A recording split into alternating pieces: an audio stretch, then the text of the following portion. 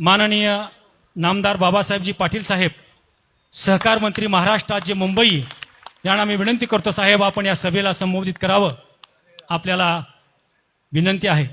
सगळ्यांनी टाळ्या वाजवून आपलं उद्दिष्ट स्वप्न साहेबाकडून पूर्ण करून घ्यायचं आहे.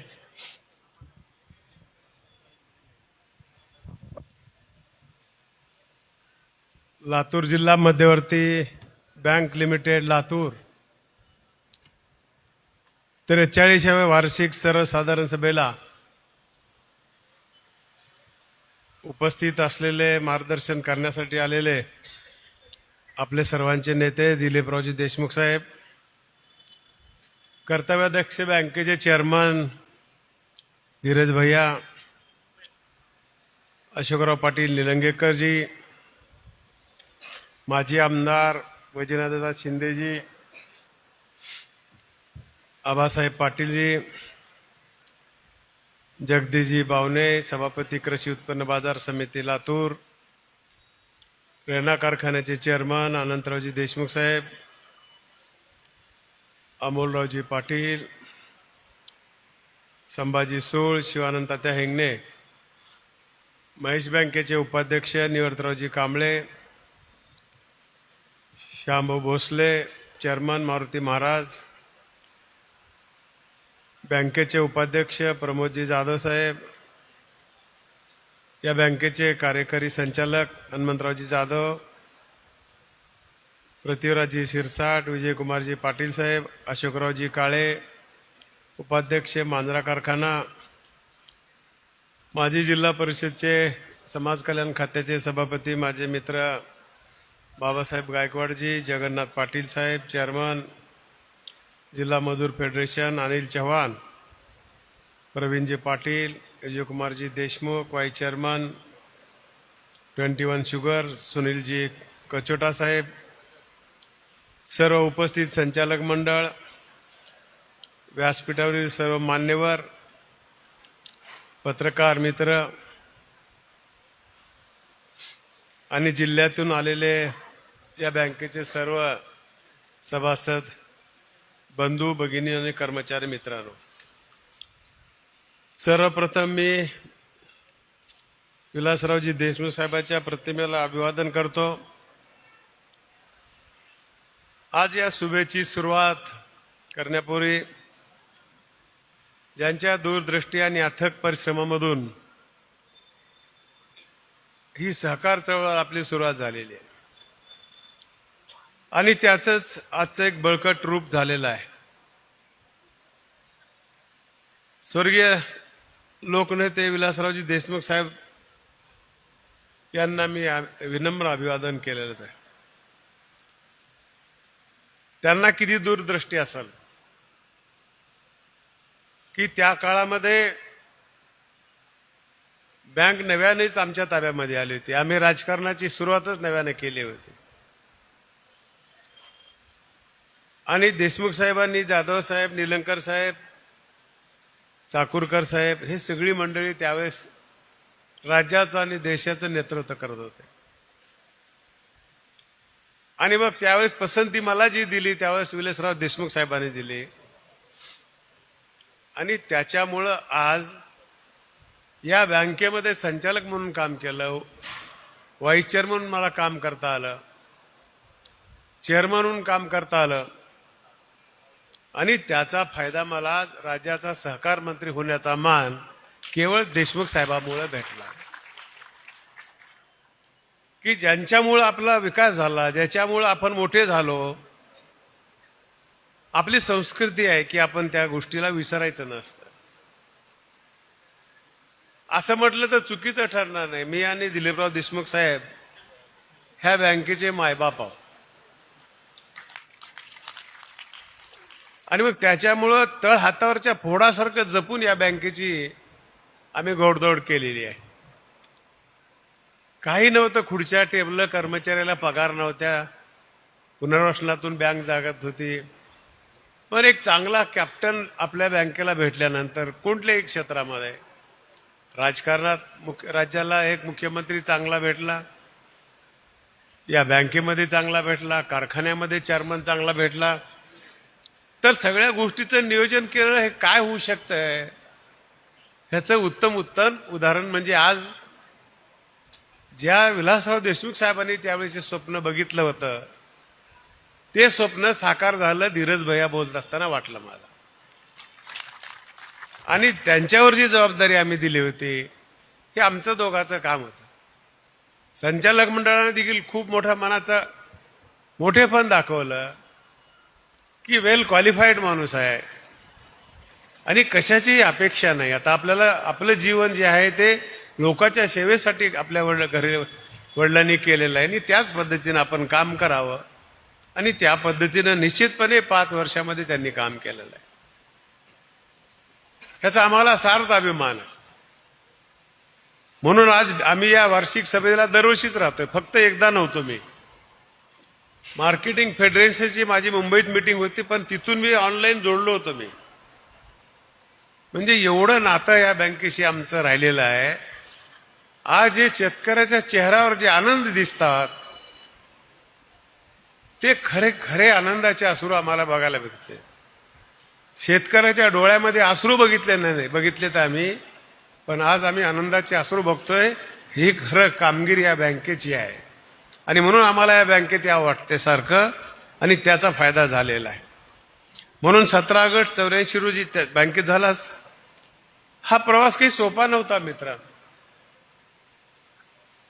आणि अशा प्रकारची वसुलीचे मेळावे घ्यावं जगात कुठं घडले का नाही मला तर माहिती नाही, पण दिलीपराव देशमुख साहेबांनी हे मात्र घडवून दाखवलं. लोकांनी प्रचंड प्रतिसाद, पैशाचे बांधून दिले, फेटे बांधून, शाली घालून, सत्कार करून आणि त्याच्यामुळं लोकांचा विश्वास संपादन झाल्यामुळं आज ही परिस्थिती बदललेली आहे.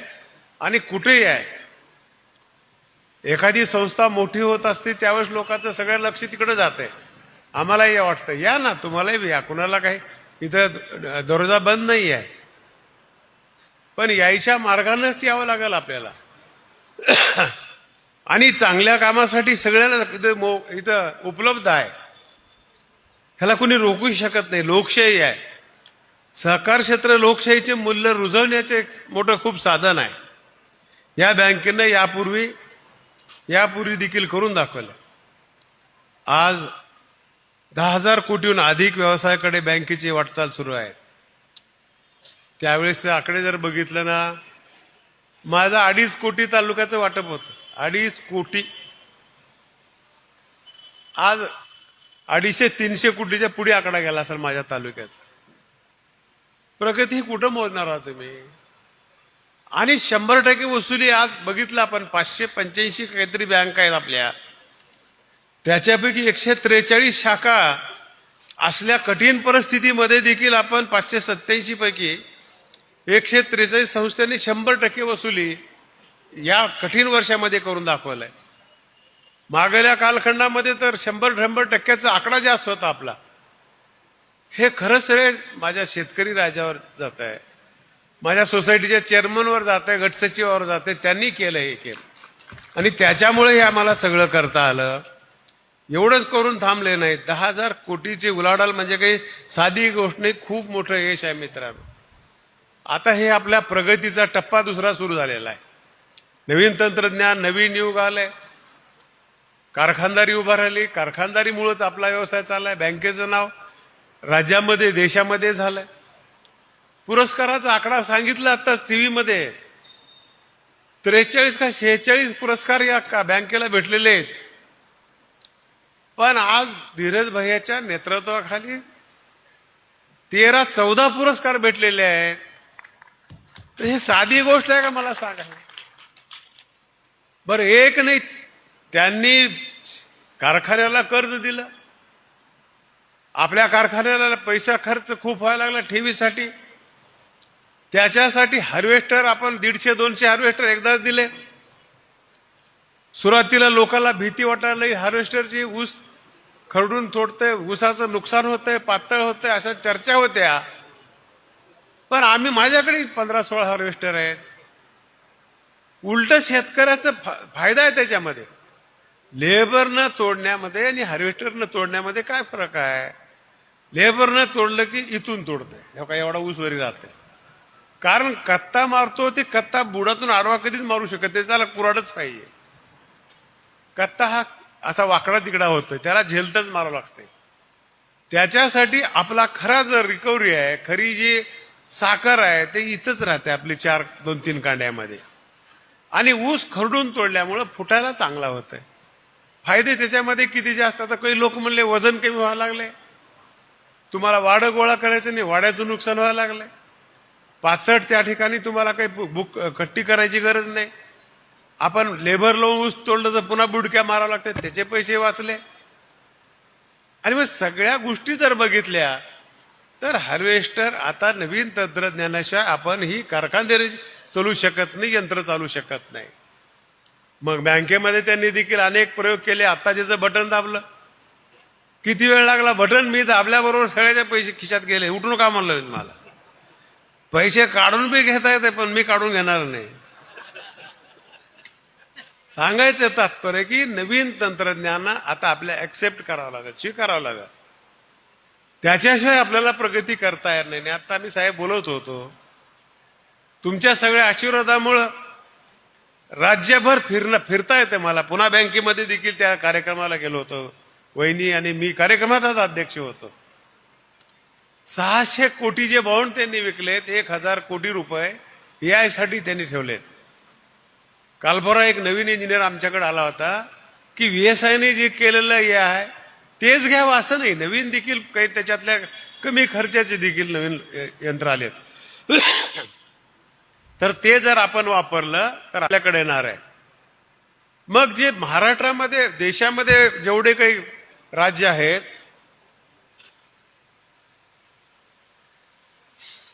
तर त्या राज्यामध्ये काय चांगलं केलंय, सरकारने कोजनला काय दिले पैसा, काय वेगळं काही पॅकेज दिलंय का, किती टक्के दिलंय, किंवा इथेनॉल बी हेवी सी हेवी याच्यासाठी काही केलं का, आणि मग CBG साठी काय केलंय का, प्रत्येकाचं शॉर्टिंग करून आपण केलंय. याला पैसा काही फार लागणार नाही, 1000-1100 कोटी लागतील असं माझा अंदाज आहे. सरकारला 1000-1100 रुपये म्हणजे काहीच नाही, परंतु फायदा मात्र जास्त होणार आहे. ही पॉलिसी आम्ही सादर काही दिवसामध्ये करणार आहोत. आमचं चाललंय की मार्चपर्यंत आणायचं, या पॉलिसीच्या माध्यमातून आणायचं आम्हाला, की ज्याच्यामुळं इथल्या आमच्या राज्यातला शेतकरी हा केवळ आता डिस्टिलरी इथेनॉल निर्माण करणारा नाही, तर काही दिवसामध्ये विमानाचं, हेलिकॉप्टरचं फ्युअल तयार करणारा शेतकरी आम्हाला तयार करायचे आहे. आता शेतकऱ्यांनी आत्महत्या करायचा विचार देखील करू नये. पंप आमच्या शेतकऱ्याच्या मालकीचे झाले पाहिजेत. ही भूमिका आपल्या राज्याची आहे आणि त्या पद्धतीने आपल्याला काम करायचे. आणि म्हणून आपल्याला या सहकारी चळवळीला सगळ्यांनी एकत्रित सांघिकरित्या सगळे जवळ बसून आपल्याला चांगल्या प्रकारचं काम कसं करता येईल आणि त्याला कसं टिकवता येईल, आतापर्यंत आम्ही सगळ्यांनी तुमच्या आशीर्वादामुळं, सहकार्यामुळं केलेलं आहे. आपण ठरवा कोण चांगलं काम करतंय, कुणामध्ये क्षमता आहे, आणि त्याचा तुमच्या हातामध्ये निर्णय घ्यायचे आहे. असल्या घटना घडत राहतात, त्याच्याकडे आपण फार लक्ष द्यायचं नाही. म्हणून आज बघतोय आपण ठेवीमध्ये देखील खूप वाढ झालेली आहे. आज बघतोय बँकेची गुन्हेगार अर्थामध्ये खूप टर्नओव्हर मोठा झालेला आहे. म्हणजे धीरज भैयाचं कौतुक करावं तेवढं कमी आहे. कौतुक करतो म्हणजे एवढं थांबावं असं नाही, तर त्यांनी अजून याच्या पुढे पळावं. ह्याच वयामध्ये हेच वय असते काम करायचं. कारण आम्ही काकानी, ही सगळी जनता आम्ही तुमच्या पाठीशी आहोत. ही केवळ आकडेवारी नाही, तर बँकेच्या आर्थिक स्थितीची, पारदर्शक कारभाराची आणि सक्षम व्यवस्थापनाची पावती आहे. हे आत्ता जे दाखवलं ना आमच्या चेअरमन साहेबांनी, हे आपल्या त्या कामाची पावती आहे. म्हणून आजपर्यंत या बँकेला सहकार भूषण अनेक पुरस्कार सांगितले मी तुम्हाला. सहकार भूषण पुरस्कार, नाबार्ड राज्य बँक, देश पातळीवर नामांकित संस्थाकडून तब्बल 46 पुरस्कारापैकी यांच्या काळामध्येच, म्हणजे धीरज भैया चेअरमन झाल्यावर 16 पुरस्कार या बँकेला भेटलेले आहेत. आणि त्याच्यामुळे तुमचा अगोदर अभिनंदन. तुम्ही प्रत्येक कामामध्ये आम्हाला सहकार्य केलात बँकेला आपल्याला. त्याच्यामुळे संचालक मंडळाने योग्य असे निर्णय घेतले, तुमच्या हिताचे घेतले. कोविड मधली परिस्थिती मला आठवते, आपल्या कर्मचाऱ्याने एवढं चांगलं काम केलं की माणसाजवळ कोविड असा रोग आला की माणसं एकत्र आली की रोग फैलावा लागला. पैशाच्या नादानंतर एकाला हात प्रश्न झाला की ख्या लागला. पण आमच्या कर्मचाऱ्याला अनेक लोकांना कोविड झाला. पण ह्या लोकांनी गावात जाऊन गोरगरिबाचे निराधाराचे पैसे वट्ट्यावर बसून वाटले. हे मी साक्षीदार आहे. ह्या बँकेचे उत्तरदायित्व हे आहे. ह्या बँकेनं सर्वसामान्य माणसासाठी केलंय, ऊसासाठीच केलंय आहे. आज मला सांगा, निराधाराचे पगार देणारी बँक म्हणून या बँकेकडे बघितले जाते. तुम्हाला येण्यासाठी अडचण पडते, बँक एटीएम काढले तर ॲम्ब्युलन्स बँक काढली. प्रत्येक गावाला वेळा दिल्या, तिथे ती बँक गाडी येऊन तुम्हाला त्या ठिकाणी घरपोच सेवा देणारी बँक. म्हणजे जे जे काही आपल्याला चांगलं करता येते ते या बँकेने आतापर्यंत केलेलं काम या आपल्या वार्षिक अहवालामध्ये आणि जीबीमध्ये त्याची माहिती आपल्याला मिळाली पाहिजे. कामकाजाचं केंद्र या शेतकरी हा या बँकेच्या कामकाजाचा केंद्रबिंदू राहिलाय. या बँकेने प्रगती करण्याचे कारण एकीकडे योग्य माणसाला कर्ज दिलंय, योग्य वेळेत दिलेलं आहे. आणि टार्गेट कोण आहे? शेतकरी आहे. शेतकऱ्याचा विकास. देशमुख साहेब सारखं म्हणायचे, जोपर्यंत माझ्या घरच्या शेतकऱ्याच्या घरावरचं छप्पर निघणार नाही तोपर्यंत आमची प्रगती नाही, सतरंजी निघणार नाही. आणि ह्या सगळ्या गोष्टी बदलून टाकल्या. अरे घरची तर बदलली. आज कार्यक्रमाला आला तर पायाखाली देखील सतरंजी चाट आल्या त्यांची. हे प्रगती नाही तर काय? मला सांगा ना. मग प्रगतीची व्याख्या काय? अजून कोणती बोलायची आपल्याला? म्हणून मित्रांनो, अशा प्रकारचं आज मला सांगा, अनेक राज्यामध्ये फिरत असताना बघतो मी की आज 0% व्याजाने देणारी आपली बँक 5 लाखापर्यंत दिले जाते. आता सरकारने कर्ज दिलं, पहिल्या सुरू आमच्यावर खूप अलिगेशन झाले, होत राहतात. एवढा मोठा कारभार आहे, सगळं अपलोड करायला वेळ लागला आम्हाला. तारीख सांगा, तारखा एक नाही. आम्ही ठरवून दिली होती 22 तारीख. कारण काय होतं तर राज्याचे मुख्यमंत्रीचा जन्मदिवस देवाभाऊचा आणि अजितदादाची पुण्यतिथी होती. हा योग धरून आम्ही त्या दिवशी पैसे टाकायचं आमचं ठरलं होतं. पण आपण आपल्या याच्यामध्ये जे 56 लाख लोकांना या योजनेचा फायदा देणार होतो त्याच्यामध्ये 8 घातली होती आपण की जे इन्कम टॅक्स भरणार आहेत त्यांना मात्र वगळ. मग इन्कम टॅक्सची यादी आमच्याकडनं होती. केंद्र सरकारकडून यादी आम्हाला यायला प्राप्त झालेली ही होईलच वाटत होतं. आणि पत्रकाराला दुपारी 3ची वेळ दिली. पुन्हा त्यांना मेसेज केला की आपण अजून 1 तासभर थांबूया. 4ला देखील आली नाही यादी. आता तर आम्ही खोटं ठरलो अशी आमच्या मनातली भावना झाली. अधिकारी आम्ही बसून चर्चा केली, काही असो, आता 4च्या पुढे जायचं नाही म्हणजे जायचं नाही. जेवढी आपल्याकडे अपलोड माहिती आहे जिल्ह्यातल्या, महाराष्ट्रातल्या 5 लोकांची, 10 लोकांची, सगळ्याची घ्या. 580 काहीतरी आकडा भेटला आणि आम्ही पत्रकाराच्या समोर ते पहिल्या सुरू यादी डिक्लेअर केली. पुन्हा म्हणले की मग आता पुढे कधी करणार? अजून 1 तासाला येऊ द्या, बाकीचे आम्ही पैसे टाकणार आहोत. योगायोगानं दुसऱ्या दिवसापर्यंत आले, यादी आली, तेवढे बाजूला काढले. पहिल्या सुरू 6,22,000 शेतकऱ्याचे 5,029 कोटी रुपये आम्ही डायरेक्ट तुमच्या अकाउंटला टाकले. मग कुणाची केवायसी झाली नाही. आज देखील 50,000 लोकांची केवायसी झाली नाही. 10,000 लोकांची तिथे बोटं उमटत नाहीत. वयस्कर झालेत म्हणजे 60,000 हे लोक आहेत. 90,000 इन्कम टॅक्सचे लोक आहेत. हे सगळं छाटछूट करायला वेळ आला. दुसरी यादी पुन्हा काढली 5,000 कोटीची, 6.2ची, 2-3 याद्या झाल्या. हे करत असताना, फिरत असताना प्रत्येक ठिकाणी लोकांच्या भावना आहेत. तुमच्या म्हणण्यामध्येही तथ्य नाही असं म्हणत नाही, पण खूप मोठं 40,000 कोटीची कर्जमाफी म्हणजे साधी गोष्ट नाही. आपण ह्या लोकांना काय दिलोय? तुमचं काम चालू आहे, तुमची बँक चालू आहे, चालू बाकीदाराची 50,000 तुम्हाला बक्षीस द्यायचे, पण हे चेक बंद पडलं, काहीच चालू शकत नाहीत. म्हणून त्यांना आपण सरकारने निर्णय घेतला आणि ह्या ज्यांना 2 लाखापर्यंतचा आहे आणि 2 लाखाच्या वरचे जे लोक आहेत त्या लोकांनी वरचे 25,000, 30,000, 50,000 जे असतील ते भरल्याशिवाय आम्ही पैसे 2 लाख टाकणार नाही. कारण आणि त्याची मुदत काही 8 दिवसात नाही. त्याला पैसे यायला तुमच्याकडे नसणार आहेत, आम्हाला माहिती आहे. 27 मार्च पर्यंत ठेवणार आहोत आम्ही. आणि जे लोक भरतील तेवढे पैसे आम्ही तुमच्या अकाउंटला टाकणार. कारण 2 लाख आम्ही दिलो आणि वरचे पैसे नाही भरलं तर ते अकाउंट तसंच थकबाकीत राहणार आहे. आतापर्यंतच्या कर्जमाफीमध्ये आणि ह्या कर्जमाफीमध्ये हाच फरक आहे. आतापर्यंतच्या कर्जमाफी केलेल्या सभासदाला, शेतकरी राजाला पुन्हा कर्ज भेटलं नाही. एपी सिंगाची कर्ज माफी झालेली मला माहिती आहे, पुन्हा दिलं नाही. पण ह्या वेळची कर्जमुक्ती हे वेगळी आहे.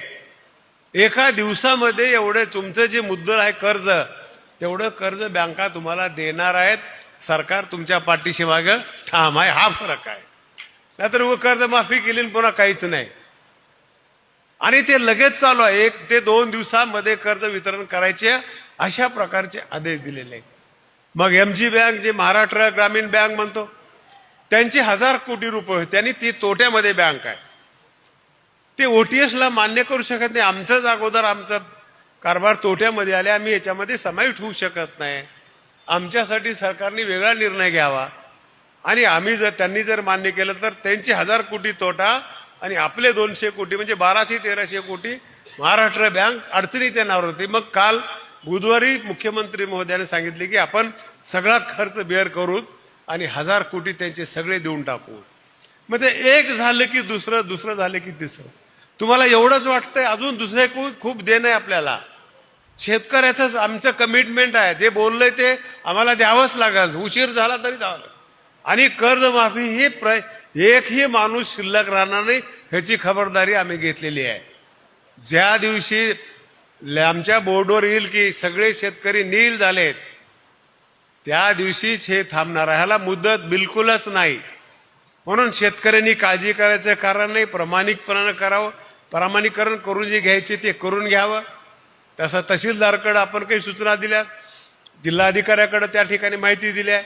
आपले बावनकुळे साहेबाकडे एक बैठक लावली आहे, त्याच्यामध्ये अजून काही अडचणीत. काही ठिकाणी आता कोल्हापूरमध्ये वडिलाच्या नावावर जमीन आहे, त्याची संमती घेऊन पोराला कर्ज वाटप केलंय. मग ह्याच्या नावानं कर्ज केले की दुसऱ्याच्या नावानं बिल यायला लागलंय. म्हणजे त्याच्या दुरुस्त्या काही आम्हाला करावं लागणार. काही मंदिराच्या जमिनी आहेत, त्या ठिकाणी भाड्यानं दिलेल्या आहेत. ह्या सगळ्या गोष्टीचा समाविष्ट करण्यासाठी आम्हाला वेळ लागलेला आहे. आताच कोरे अप्पाचा मला फोन आलता सभागृहात, मी 2 वेळेस उत्तर दिलंय. आमचं सरकार येण्याच्या अगोदर 8 दिवस, महायुतीचं सरकार येण्याच्या अगोदर मागल्या सरकारने जे शेतकरीचे पंप सप्लाय योजना आहेत, पाणी पुरवठा संस्था, लिफ्ट इरिगेशनच्या, त्याचं आतापर्यंत सरकार व्याज भरत होतं. मग ते त्यावेळेस 137 कोटी व्याज होत. त्यावेळेस त्या कॅबिनेटने 137 कोटीला मंजुरी दिली. 2 दिवसाला लगेच आचारसंहिता लागली आणि ते काही पैसे देता आले नाहीत. मग ज्यावेळेस मधला काही वेळ गेला निवडणुकीचा आपला, तोपर्यंत RBIने मध्येच एक पत्र काढलं की आपण फक्त व्याजच भरत होतो. की RBIने सांगितले की असं जर काही सरकारला करायचं असेल तर मुद्दल आणि व्याजाची भरपाई करावी लागेल. बँकेनं याच्यामध्ये कसल्याही प्रकारचा वाटा उचलायचा नाही किंवा व्याज सहन करायचं नाही आपण. त्याच्यामुळं तो प्रस्ताव, तर मागले पैसे तेवढ्यावर तर आम्हाला देता येत नाहीत. दुसरा प्रस्ताव करून आता कॅबिनेटला चालूय. कालच CM साहेबाचं माझं बोलणं झालं, मला म्हणले प्रस्ताव करा. आज 300-350 कोटीच्या पुढे ती रक्कम जाण्याची शक्यता आहे. ते देखील आपल्या शेतकऱ्याचेच पैसे आहेत. कारण ते शेतकरी लिफ्ट इरिगेशन करतात, स्वतःनं लोकांनी मिळून पाईपलाईन केलेली आहे. आपण तळ करतो, गव्हर्नमेंट जे करून देतोय तर तिथं खर्च करतोय. मग हे शेतकऱ्यांनी वैयक्तिक संस्था उभा केल्या आहेत, म्हणून सरकार त्या ठिकाणी मदत करतंय, त्यांचा देखील आहे. आणि मग आता मधल्या काळामध्ये मच्छी व्यवसायाला देखील शेतीचा दर्जा दिलाय. खरं आहे ते, तिथं देखील मच्छी करणारे शेतकरीच आहेत. मग त्यांना देखील, ज्याला राणे साहेब माझे मित्र आहेत, माझ्याजवळ म्हणले सहकार मंत्री महोदय, आपल्या साक्षीनं तिथं आपण आमच्या मच्छी शेतीचा दर्जा दिलाय आणि मग त्याचा समावेश आमचा बी त्याच्यामध्ये करा. त्याच्यावर देखील आमचा विचार चालू आहे. ते बी 80-90-100 कोटीच्या जवळ रक्कम होणार आहे. अशा मोठ्या किमती आहेत. आता आता बऱ्याचशा लोकांच्या सूचना दिल्यात, पत्र दिलेत. शिंदे मामाने एक पत्र दिलंय, इथे रेणापूरच्या मोठेगावच्या मामाने एक पत्र दिलंय, पत्रकारांनी काही मागं पत्र दिलेत आणि शेतकऱ्यांना देखील दिलेत. काही संघटना देखील बऱ्याच ठिकाणी मागणी करायला किंवा चालू बाकीदाराला 50 देऊ लागल्यात, त्याच्यापेक्षा आम्हाला देखील 2 लाख करा. तशा प्रकारची बघू, आपण सगळे चर्चा करू. ही कमिटी मुख्यमंत्र्याच्या नेतृत्वाखाली पुन्हा तयार केली आहे. अगोदर हे सगळं होऊ द्या, ह्याच्यात अजून किती वाचतंय किती वाढतंय बघू द्या, त्याच्यानंतर मग काय करता येईल ते बघूया. सगळे एकदाच आपण बोलून जमणार नाही, त्याची व्यवस्था पैशाची करावं लागेल, राज्याचा विकास इकडं करावा लागेल आणि जे बोललंय ते पूर्ण करायचा प्रयत्न आपल्याला करावा लागेल. आणि ते देखील काही कमी नाहीत आहेत. 23 लाख होते लोक, 23 लाख 23 लाख गुणिले 2 लाखाची मागणी, 23 दुनी 56, 5,600 कोटी. म्हणजे साधी गोष्टच नाही कोणती. 100 न द्यायचं म्हणून तर अर्धे होते. ह्या सगळ्या गोष्टीचा निश्चितपणे शासनाच्या निदर्शनास आणू, जे काही करता येईल ते करायचा आपण प्रयत्न करू. अशा प्रकारची भूमिका या ठिकाणी आम्ही घेणार आहोत. म्हणून मित्रांनो, या पीक कर्जाच्या संदर्भात धीरजभाई यांनी आता सांगितलं आपल्याला 1,780 कोटीचे पीक कर्ज वाटप केलं. लातूर जिल्ह्यामध्ये एवढं मोठं पीक कर्ज वाटप मला वाटतं दुसऱ्या स्टेटमध्ये चालेल का काय वाटायला, एकदा बघून घ्या. एकदा होणार नाही, आपल्याकडे झालं नाही. कारण आपण जे पाईपलाईनची योजना केली होती, सुरुवातीला झालं, आमच्या लक्षात आलं, सांगितलं अधिकाऱ्याला, चुकीचं जर झालं तर सस्पेंडच करतो. म्हणून बँक टिकल्या आहे. तुम्ही आम्हाला सगळ्यांनी सहकार्य केले, नाहीतर पाईपलाईन जुनीच आणि कर्ज दुसरंच. किती वेळ लागते सांगा मला. एक जर चूक आपली झाली, बँक अडचणीत यायला किती लागतंय. जिथं शेती शिल्लक आहे, शेतकऱ्याला तर कर्ज दिलं पाहिजे. कायदा केलाय काल परवा, सहकार मंत्र्यांनी कायदा शेतकऱ्यासाठी केलाय. 20 गुंठ्याची अट पहिलं होती, आता मात्र 10 गुंठे जमीन असेल त्यालाही या बँकेचं सभासद करून घ्यायचं मान्य केलंय.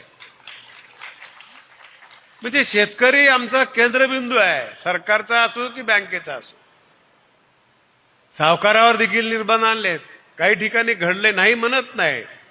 आज एवढ्या राष्ट्रीयकृत बँका आहेत, पतसंस्था आहेत, बँका आहेत, पण सावकारकी काही कमी होत नाही. त्याचं कारण काय तर लोकांना काय झटपट गेले गेले भेटावं. कागद कोण देत बसा, कोण देतं? हुशार माणसं देतात, ते व्यापारी वृत्तीचे लोक देतात, त्यांच्याकडे स्टेटमेंट असतंय. आता अशोक भैया विचारले शेतकऱ्याला इन्कम टॅक्स आहे का. मला जर विचारलं तर सगळ्यांनी इन्कम टॅक्स काढावं. नील असेल तर नील लिहावं, नसेल तर आहे तेवढं लिहावं. कारण तुमच्या भविष्यात तुमच्या पोराला, तुम्हाला जर एखादी व्यवसाय करायचा आहे, त्यावेळेस तुमचं स्टेटमेंट तयार नसलं तर तुम्हाला काहीच मिळणार नाही बँकेत. त्याच्यासाठी जे काही असेल, इथं सीए बसलेत कोचटा साहेब, त्यांना विचारा तुम्ही. आणि 10 लाखापर्यंत आज तुम्हाला आपल्याला सूट आहे ना. म्हणून ज्याला काही करायचंय त्याला ही बॅलन्स शीट, आपले कागदपत्र, इन्कम टॅक्स परफेक्ट ठेवावं लागेल.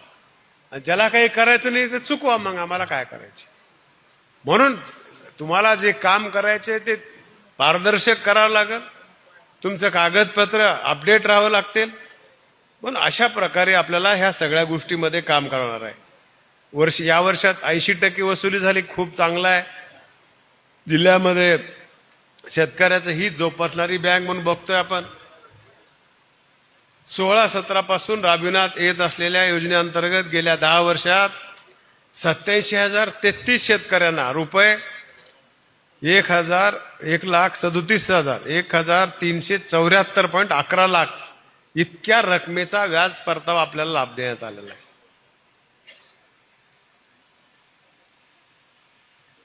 $5 लाखापर्यंत पीक शून्य कर्ज 0% दरानं उपलब्ध केलेला आहे. म्हणून या बँकेनं हित आपलं अधिक बघितलेलं आहे. ही बँक निश्चितपणे शेतकऱ्याच्या हिताचंच काम केलेलं आहे आणि भविष्यात देखील काम करण्याचा प्रयत्न करणार आहे. म्हणून आपण या बँकेकडे सर्वांचं लक्ष असावं, आशीर्वाद द्यावा. आम्हाला जेवढं काही चांगलं करताय ते केलंय. आता ह्या बँकेचं भवितव्य तुमच्या हातात आहे. काम करणाऱ्या हातात द्यायचे, तुमची जपणूक करणाऱ्याच्या हातात द्यायचे की तुम्ही ठरवा. आम्हाला जी नोकरी लावली होती ती आम्ही 84-87 पासून केली.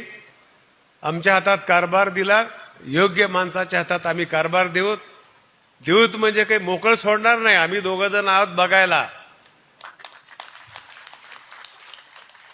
आणि आमचा ह्या सगळ्या माणसाला सपोर्ट राहणार आहे. मी राहणार आहे ना बँकेत अजून.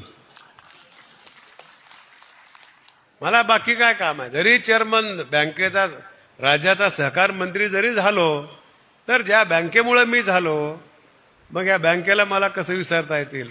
हा तुमचा निर्णय आहे. जे काम चाललंय ते पारदर्शक चाललेलं आहे. किती लोकांचं ऐकावं काय नाही. बँकेचं कसं आहे, विश्वासावर चालतंय. काहीतरी लोकांना म्हणल्यावर एवढं खरं नसेल तर अर्ध तर खरं असेल. आफेवर विश्वास ठेवू नका. मला एवढंच बोलायचं आहे. तुम्ही अनेक वर्षापासून या मिटिंगला येता, चुकीच्या घोषणा केल्या नाहीत, अफवा पसरवल्या नाहीत, कुणाला धोका दिला नाही. आज सांगितलं धीरज भैया बोलत असताना, आज आपल्या या कारखानदारीच्या माध्यमातून 100 कोटीचं उत्पादन होतंय. 30 कोटी रुपयाचा सरकारला टॅक्स भरतोय आणि कितीतरी कुटुंब या ठिकाणी जगतात. मग हे प्रगती नाही तर अधोगती आहे का? मग ह्याच्यापेक्षा इथे बसलेत आमचे पत्रकार, सांगा तुम्हीच पाटील साहेब, अजून बँक काय करणार आहे सांगा ना. आम्ही आहोत सांगायला, बोलायला. आज कोल्हापूरमध्ये गेल्यानंतर जे गोकुळ आहे, आज गुजरात जे आज देशावर नेतृत्व करत आहे, अमोल डेअरीच्या माध्यमातून भारतामध्ये त्यांचं नाव 1 लाख कोटीचं टर्नओव्हर त्या डेअरीचं आहे. आपल्याकडे वेगळं, गोकुळचं वेगळं, कोऱ्याप्पाचं वेगळं, इकडं मोहिते पाटलाचं वेगळं. असं करून आपल्याला जमणार नाही. जसं कर्नाटकामध्ये नंदिनी नावाची डेअरी आहे, एक स्टेटमध्ये एकच डेअरी ठेवली तिनं. त्याच्यामुळं आज गोकुळमध्ये जमिनी नाहीत, दांड म्हणजे ऊसाचीच सरी आहे तिथं. तर 20 लाख लिटर दूध आहे. दुसऱ्या 2-3 डेअरी आहेत. मग आपल्याला जर अजून याच्यात प्रगती करायची आहे, दुधात तर एक आपल्याला खूप मोठं वरदान आहे. बापदादाच म्हणायचे, संसाराला कमी पडले तर म्हैस घ्यावं आणि सरणा गेलं तर घोडं घ्यावं. सरणा गेल्यापैकी एकच आहे इथं अशोकराव पाटील लेंगे. आमच्याकडे तर म्हैस, माझ्याकडेच म्हशी येतात, 50 म्हशी आहेत माझ्याकडे. जाफराबादी मशीन 60 लिटर दूध आहे रोज. अरे मूळ आम्ही हाडाचे शेतकरी आहोत. हे आमचं कर्तव्य आहे. आम्हाला समाजाला चांगले, तरुणाला दूध, चांगलं दूध पाजवायचे आहे. आणि आम्हाला बँकेकडून ही अपेक्षा आहे धीरज भैया, की आता आपण या क्षेत्रात थोडीशी उडी मारली पाहिजे. आपण शेतकऱ्याला मदत केला, त्याला मार्गदर्शन करा. आणि शेतकऱ्याला देखील विनंती आहे, उगाच गोटा अगोदर करत बसू नका. माझ्याकडे एक मुलगा आला, मी MSc झाला वगैरे, मला व्यवसाय करायचा आहे, मला गोटा करायचा आहे, मला दूध करायचं आहे. मग कर ना म्हणलं. मग गोटा कितीचा करू? अरे गोटा काहीच करू नको, शेतातली लाकडं तोड आणि उभं मार म्हणलं. आधी 4 म्हशी घे, पुन्हा 4 म्हशी एक 6 महिन्याला 4 घे. आणि मग त्याचं एकदा सेटअप झालं, तेवढं माल विकलाला, वैरणाची व्यवस्था झाली की पुन्हा वाढव. आणि मग थोडं मग पत्र्याचं शेड घाल. आपल्याकडं कसं आहे, गेलं की एकदाच मग शेड घालायचा 25 लाखाचा, म्हशी 5 लाखाच्या. कसं होणार आहे सांगा मला. पत्रकार बंधूंनो, घ्या बॅलन्स शीट आमच्यापाशी. आम्ही CA नसलो तर CA पेक्षा कमी नाही. अरे आम्ही शेतकरी आहोत. प्रभू रामचंद्राचे वंशज, शेतकऱ्याची. प्रभू रामचंद्राला जशी भाषा कळत होती ना वेलीची, सीतामाई हुडकायची त्यावेळेस कोणी नव्हतं. ते बघितले, हुडकून व्याकुळ झाले आणि म्हणले पानं दिसायला लागले सगळे असे. म्हणले मग ह्या दिशेने गेले. मी डॉक्टरचा अपमान करत, त्यांच्या बुद्धीचं कौतुक करतो, पण आम्ही कमी डॉक्टर नाही. शेतात गेल्यावर, कापसापाशी गेल्याबरोबर त्याला काय बोलता येते का मला?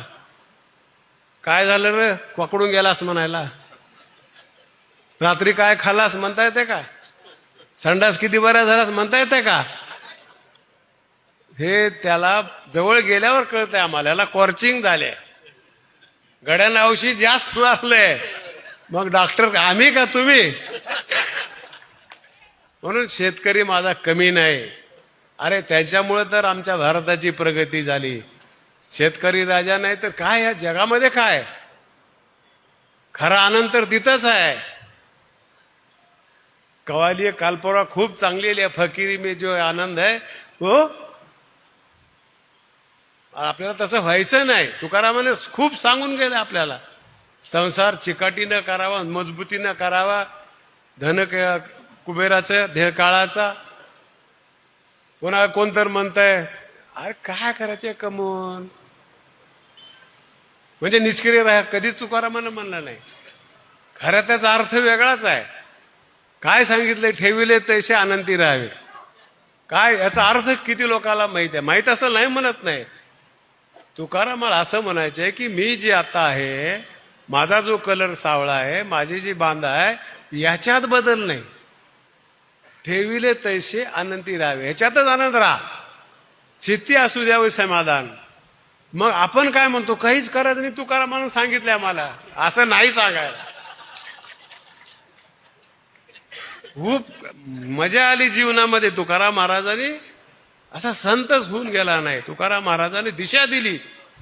शिवाजी महाराजांना मार्गदर्शन त्या काळामध्ये केलंय. म्हणून आज इथपर्यंत आमची ही संत परंपरा पुढे आलेली आहे. मित्रांनो, छोट्या छोट्या कामासाठी संकुचित विचार करू नका शेतकरी राजावर. अरे कर्ज काय, आपण कर्ज घेतलंय, आत्महत्या करता, कुटुंबाला बरबाद, लेकरा बाळाचं काही करू नका.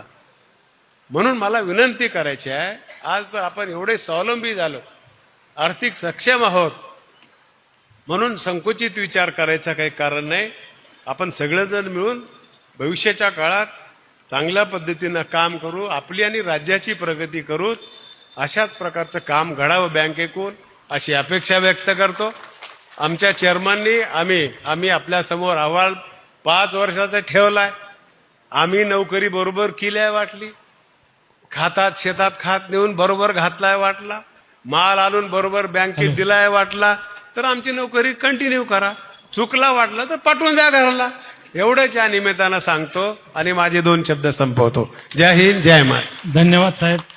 अत्यंत हृदयाला स्पर्श करणार असं शेतकऱ्याविषयी आपण विचार या ठिकाणी मांडलेले आहेत.